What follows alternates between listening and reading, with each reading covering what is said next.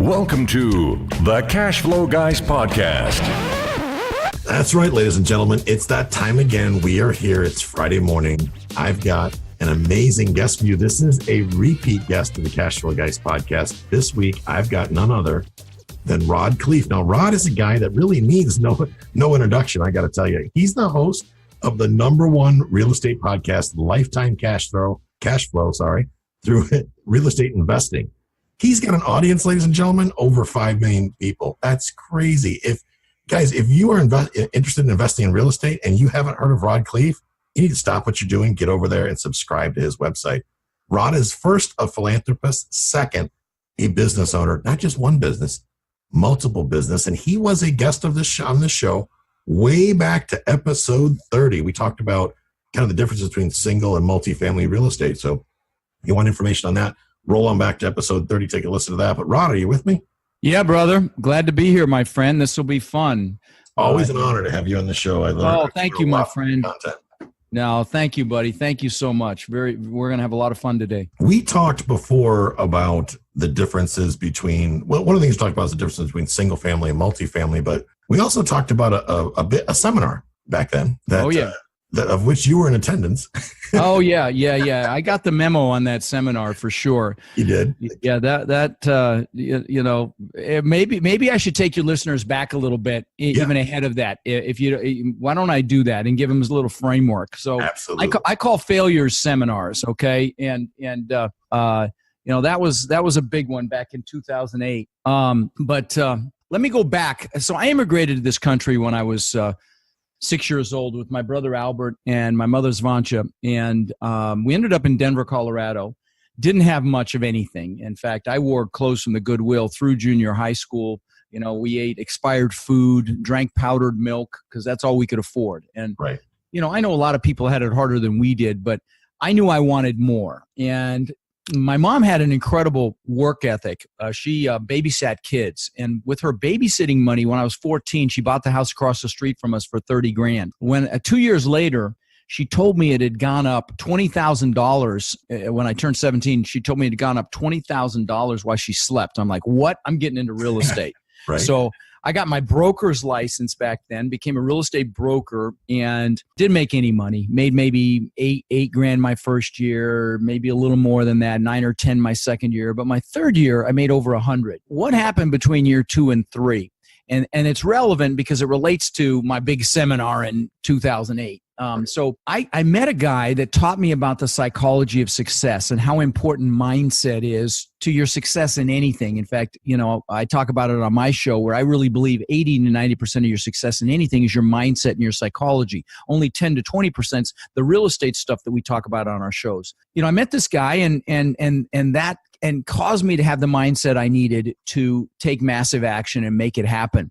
And so, fast forward to today, I've owned over 2,000 houses, multiple apartment buildings. And, but to give you some context, back in 2006, my net worth went up $17 million while I slept. Wow. And I got a big head, I thought I was a real estate god. You do the math on that. It's about $8,500 an hour. And, right. Whenever you get cocky or get a big head, God or the universe or whatever you believe will give you a smackdown. Well, that was my seminar in 2008. I ended up losing $50 million, real conservatively $50 million. And, so people ask me, how did you recover from that? If you'd like, Tyler, I'll share that because it kind of relates to goal setting and figuring out why it is you do what you do, and it's the perfect time of the year for that. It's the end of the year, and it's the perfect time of the year to have that conversation if you'd like. Yeah, I broke into a sweat just hearing 50 million. Yeah. Please do. Oh, dude, it was, I thought I was set for life, and I really did. I thought 80 million baby boomers getting old and getting cold. I thought Florida was recession proof. Well, little did I know we were ground zero for the recession. And I was at a 30% loan to value. Basically I own 30 cents on the dollar is all. That's it. 30 cents on the dollar. And I still imploded. And at the height of it, the depth of the crash, actually the depth of it, I was upside down, significantly upside down. That's how far my portfolio fell. But I can get into why that didn't work, and I'll do that in a minute. But let's stick with psychology for a minute, because I think it's so relevant to where we are, and I think your listeners will really appreciate it. So, I take my coaching students through a goal-setting workshop. In fact, I do it the first day of my live event. I've got a live event coming up January 18th, 19th, and 20th in Tampa. And that's one of the first things I do. And you're thinking, okay, well, woo-wee, do goals. But I do it a little differently. So if you'll humor me, I can do this in just a couple minutes. And those of you listening, you may want to take some notes, because I will tell you this process is incredibly powerful, and it's really served me. So, what you do is you pick a time of the day when you've got a lot of energy, and you're only going to need about an hour for this, but uninterrupted, but a lot of energy. Don't do it after a big meal. Don't do it when you're tired. Energy is a critical component, and you just sit down and you write down everything you could ever possibly want in life. Okay. The big things, the little things, the houses, the cars, the boats, the jet skis, the planes, the motorcycles, the stuff, all the stuff. And there's nothing wrong with stuff. Write all that down. Write down your financial goals. How much money do you want a month net income? How much money do you want in the bank? And write down the trips you want to go on all that stuff. Okay. But then once you can't think of anything else, write down what you want to learn. Maybe you want to learn how to, whatever it is, learn a foreign language. I'm going to learn how to play the drums. My wife bought me a drum set. I still don't know which end of the stick to use, but it's set up in one of my other buildings here, and I'm going to play. So what is it that you want to learn? And then as importantly, write down who you want to help. Okay. Maybe I bought my parents a house here in Port Charlotte. I bought them a car and took them on cruises. It was just one of the greatest gifts to me in my life. Who do you want to help? Maybe you want to do something in the community, whatever it is. So it's not just the stuff. It's everything you want to do, be, or have. And I'm going to tell you, Tyler, people spend more time planning Christmas than they do designing their lives. And this is an hour to design your life. And there's something in the human brain called the reticular activating system. And it's that filter that filters out what you subconsciously, your brain thinks is most important to you.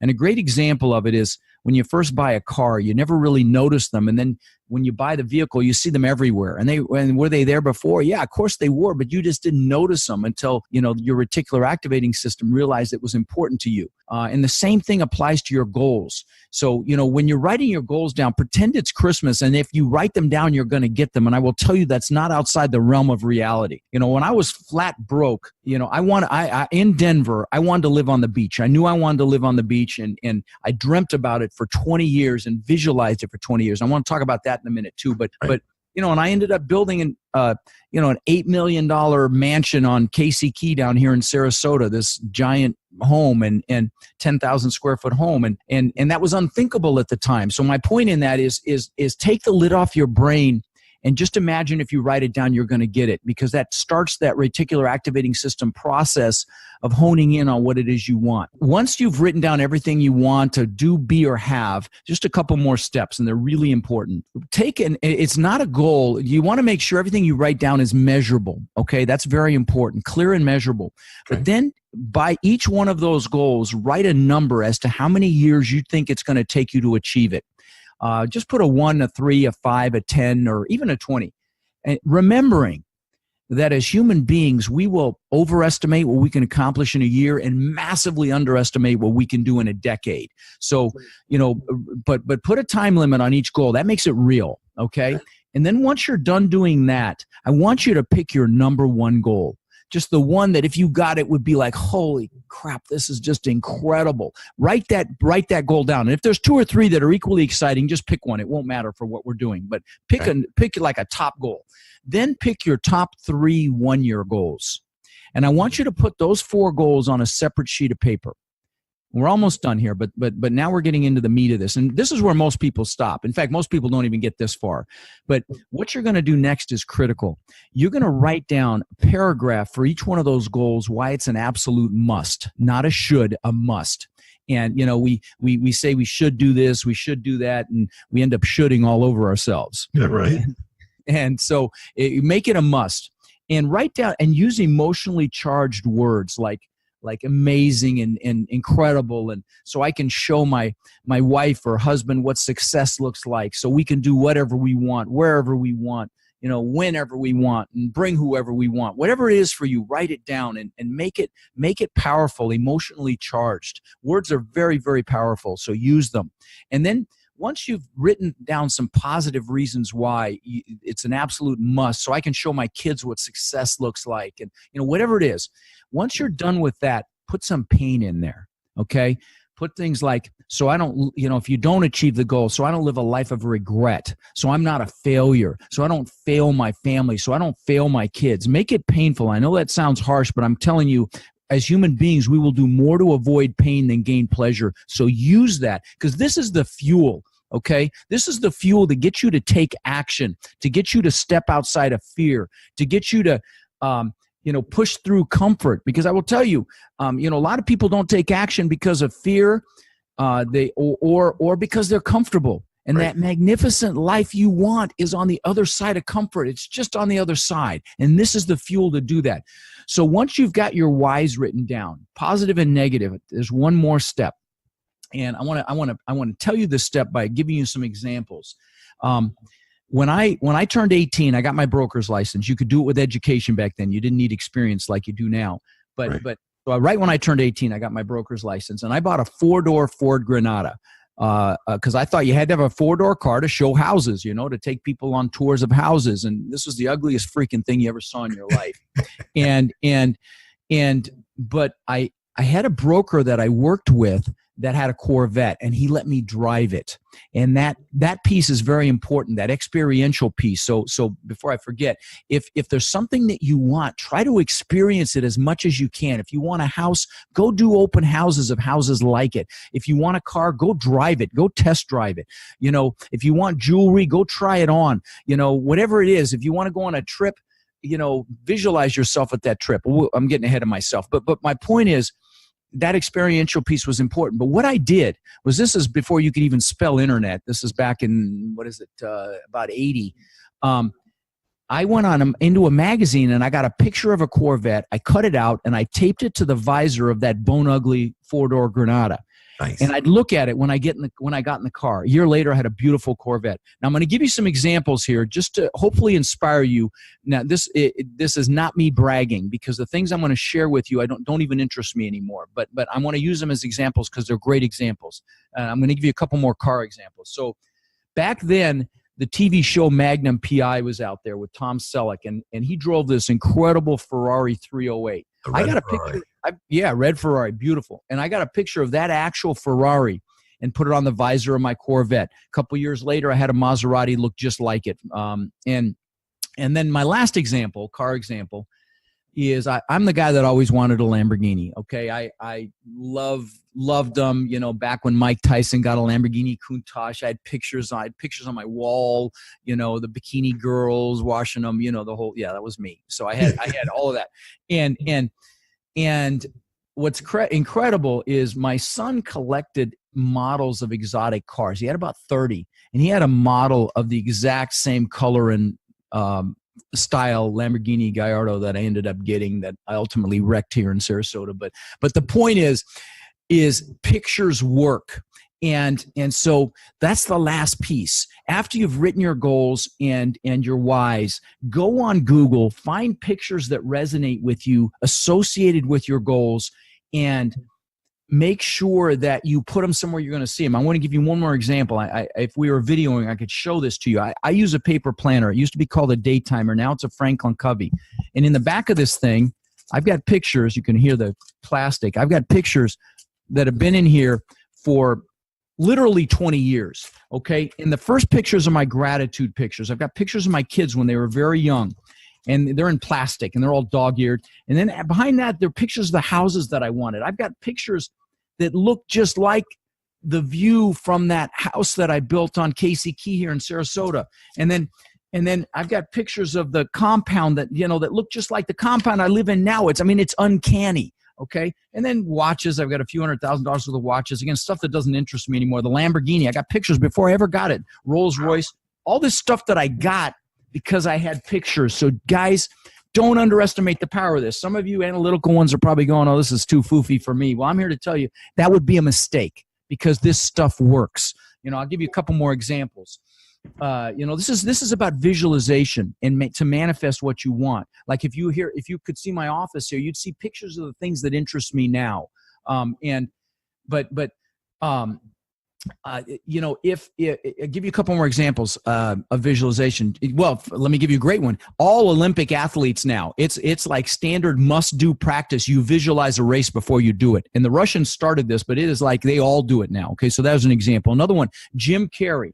Jim Carrey, when he was broke, wrote himself a check for $10 million, put it in his wallet, and he'd look at it for years. And he cashed a check of that size for his first big movie, Dumb and Dumber. Another great example, Roy Disney was at the opening of Epcot. Walt Disney had already died, and so Epcot Center was the last theme park being built.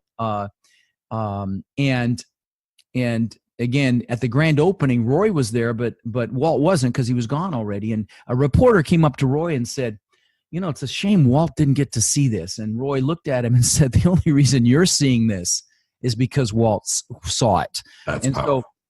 So don't underestimate visualization. It absolutely works. And, it's very, very powerful way to get what it is you want. And let me share one more quick thing.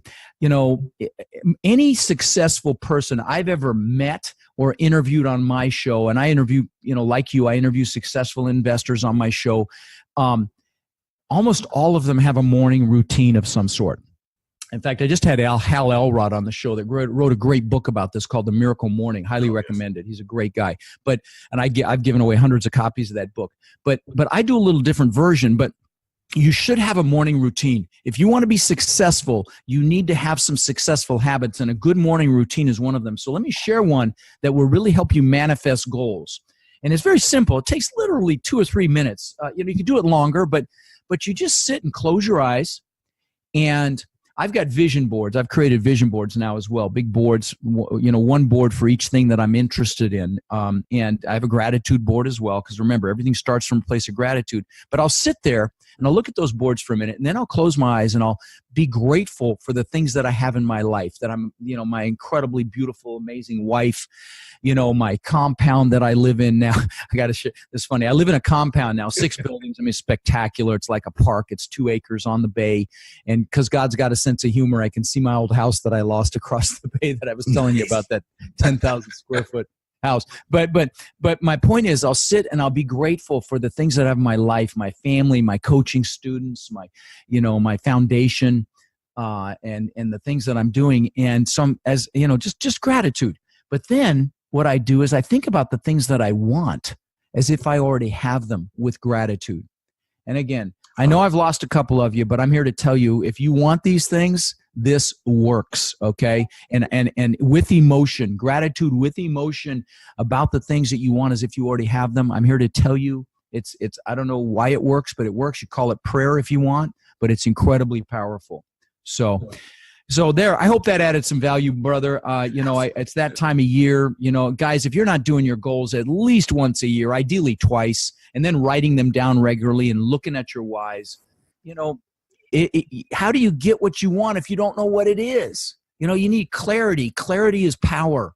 So, hopefully that added some value. It absolutely did. I can tell you in the last 2 years, exactly what you've told us to do has worked for us. I've heard you talk about this on your podcast. Have you? Okay. I applied it in my life just to see if it would work. And guys, ladies and gentlemen, listen to the show. I listen to Garad's podcast constantly. I watch his YouTube videos, his Facebook videos, all that good stuff. He puts out good content. So, right, I want to learn, and this is how I learn. So thank you for putting out that content. Thank you, brother. Yeah, I spend a lot of time on the psychology of success. I do it at my live event. I'd love, by the way, if you're in Tampa, tickets are very, very reasonable. It's me teaching for 3 days. There's no outside speakers coming in to sell you stuff. And we talk about mindset as well, because again, that's 80 to 90% of it, but it's drinking through a fire hose. The title is How to Buy an Apartment Building in 90 Days. It's kind of a no-brainer for the amount of money that I charge. So if you can make it, I would love to see you. Just go to multifamilybootcamp.com the information is there. But I want to share one more thing, Tyler, because I was talking about that big house that I built, and on Casey Key, and and I'm about 2 months after, and this is relevant to goal setting. That's why I want to bring it up. About 2 months after I built it, I'm floating in the pool and I'm looking up at this thing, this testament to my ego that really is what it was, to show the world I was good enough. Right. And because I was trying to prove something. And the pool's changing colors because it's got fiber optic lighting. There's a waterfall from the second floor balcony into the pool. And this house is magnificent. I mean, it's got 80 feet of 10-foot high glass. It's all butt together. It's like you're right on the bay. Elevator, wine cellar. I mean, I could go on and on. $150,000 fish tank. I mean, just incredible property. And I'm looking up at this thing. And and I own the beach on one side, and I've got it's a Gulf to Bay. I have the beach on one side that I own. On the back side, I've got my boat house and boat lifts and stuff. And I'm floating in the pool 2 months after I built it, and I got depressed, and I mean really depressed. And I'm like, what the hell is going on? I've achieved such incredible success. I've got all the toys, the cars, the boats, the jet skis, all that stuff, the Mercedes, and I'm depressed. After I built this thing that I'd worked for 20 years. And when I when I look back at it, I realized there were two things happening. One was, and this is why I wanted to bring it up, is never achieve a big goal without having other goals lined up behind it. Okay? It's like the good book says, without a vision, the people perish. You need a vision for your future, compelling vision. I didn't have one. And so, so I went out and bought some books to get back on track, Zig Ziglar, Dale Carnegie, all the motivational stuff. And I found a Tony Robbins book, and I got halfway through that. I'm like, man, this guy knows his shit. And I went to see him live in Fort Lauderdale 20 years ago. And I got to tell you, first of all, I was blown away. I've spent 20 years following him around the planet. I was just at one of his events that I've been to 15 times last week, Date with Destiny in West Palm Beach. I could teach that event, but I go back because I've always working on something new for me. And frankly, he's the best in the world at what he does. So shout out to him. But my point here is he's fed millions of people with what he calls his basket brigade. And I was so moved by that I decided to feed 5 families 20 years ago. And I want to bring this up because it's that time of year as well to be thinking about contribution and giving. And so I fed these 5 families with big baskets of food. My brother and I did it. We got boxes of food. We got turkeys, frozen turkeys, and roasting pan and the whole thing. And we brought it to these families that we found through a church. The third family changed my life. I go up to this property, and it was just a shithole, excuse the French, but I mean, it was really bad. And it was like a 1-bedroom shack. And this lady had 5 kids, and she came out, started crying when she saw the food. The kids came out, started crying. I started crying, and I was hooked. And I am blessed to say, brother, that in the last 20 years, we've fed 65,000 kids here in this area, including Tampa and St. Pete. Wow. And we're doing 1,500 families this Saturday, actually, here in Sarasota. 1,500 families, 1,500 baskets of food. I've also done, thousands of backpacks filled with school supplies, over 10,000, thousands of teddy bears to the local police departments for officers to keep in their cars when they encounter a child that's been traumatized. And I'm not trying to brag again here, guys. What I'm trying to do, those of you listening, is invite you to incorporate this into your life if you don't already. Because I will tell you, Tony talks about this. I got to quote him on this. He talks about the science of achievement. We all want achievement versus the art of fulfillment, where fulfillment really is an art. And I was unfulfilled, and that's what I realized back then when I was depressed. I was totally focused on rod instead of giving back. And I will tell you, I have interviewed gazillionaires on my show, as I know you have as well, Tyler. And some of these guys are totally focused on themselves. You can feel it. They're narcissistic. And I'm going to tell you, they are not successful. They may be successful financially, but they're not successful in life. And so those of you listening, I don't care if you just help one family or help an elderly person. You don't have to do anything grandiose like I did, but do something, because that's true success. That will add a richness to your life. None of the money can. And don't think you have to succeed, whatever your definition of that is, before you can do that, because that's BS. You can do it now. I don't care if you just pay somebody's toll behind you at the toll booth, or buy somebody behind you in line a cup of coffee. Whatever it is, give back in some fashion, because that's what life is. We were all put on this earth to contribute. In fact, anything in this universe that doesn't contribute gets eliminated. And if you can come see me in Tampa, please do. I promise you, you'll be glad you did. And in fact, Tyler, let me mention something. I've got a Facebook group, and I think you do as well, but I've got one. It's got 22,000 people in it. It's just go to multifamilycommunity.com. It's a direct link to that Facebook group. You have to answer a couple of questions, then we let you in. We don't allow any promotion. But the reason I bring that up is two things. One, if you're interested in the boot camp, just search the word boot camp in there and see what hundreds of people have said about the experience, unsolicited. So that'll be all the testimonials you need. But more importantly, you are the 5 people you hang around with, okay? So you need to be around people that are making it happen, that hold you to a higher standard, that push you, that ask you, what are you up to? And so be very, very careful of who you allow to influence you. And this is a great place to find people like that, I guess, is the reason I wanted to bring it up. And I'm sure you've got resources as well, Tyler, but I wanted to bring that up because it's, again, you become financially, your health, your happiness, frankly, just like the 5 people that you hang around with that influence you. I know you guys have heard this before, but it really is the truth. So, if you're not going to a dynamic RIA meeting, then make sure you connect with people online and create some synergies and be around people that are making things happen, that are motivated, that want more, and sometimes you have to, mentally divorce negative people in your life.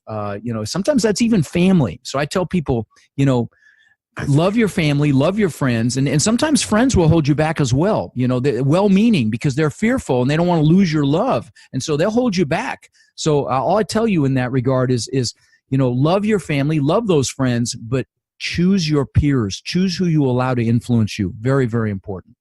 So I'm rambling here, brother. I apologize. I'm trying to add value. I have over 2 pages of notes, guys. The show notes on this, you're going to want to read them because I've got a pile of notes.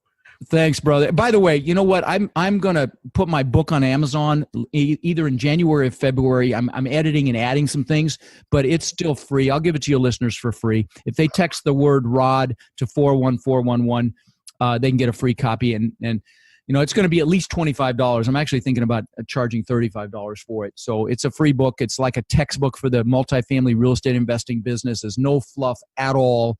It's not like one of these fluffy things that people put out. It's a real quality book. So just text Rod to 41411 and we'll get you a copy.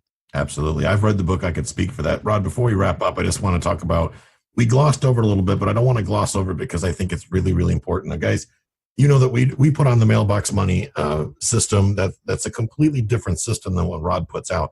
I am going to Rod's event. This is something that I have talked to tons of people who have told me this is unsolicited, out of the blue, have said Rod's program was absolutely mind-blowing. So I got to tell you, Rod, I was expecting some $50,000 price tag on the front end of this. Oh, no, dude. I mean, you can get in for $397. It's a no-brainer. God, it's a little over $100 a day. Come on. I mean, it's and again, I'm about adding value. And if you listen to my podcast, if you don't, I hope you do. Lifetime Cashflow.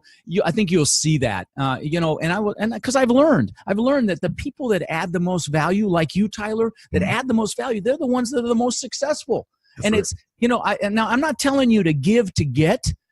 But anything you give, you get back. Be it what we do, or we're teaching people. But you want love, give love. You want happiness, give happiness. Whatever you give. You want money, give money. Tithe, whatever you believe in. I can tell you, there were years where I was paying $50,000 for food to feed people. In fact, that was in 2008 when my world was crumbling. And my brother's like, we can't do it this year. I'm like, dude, we're doing it. And of course, it always comes back. And so, and so the point is, if you can make it, you will love it. And thanks for that shout out, brother. I really appreciate that a lot. I'm looking forward to it. It's going to be. It'll be a blast. I'm really glad you're able to make it. It'll be a lot of fun. And guys, if you go, not to cut you off, Rob, but if you guys do attend, which I strongly encourage you attending, come seek me out. Come up, let me know that you heard this episode. Go and introduce yourself to Rod and his team. This is how you build your businesses, like you said, Rod. Spending time around the right people that are doing it, people that are doing what you want to do.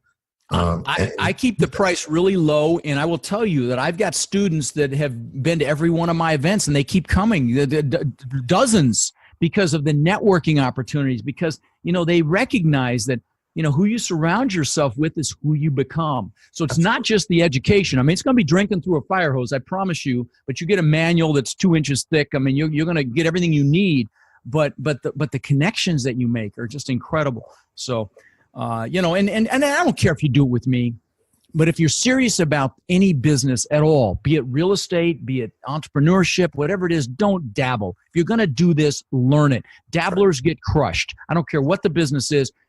I've built 24 businesses, and several have been worth tens of millions of dollars, but most have been spectacular, flaming seminars because I dabbled, okay? And I didn't fully apply myself. So don't, I have this saying at my event, ask me how I know, when I talk about a seminar or screw up. In fact, one of my students just sent me a shirt a couple days ago that says, ask me how I know. Really cool gift.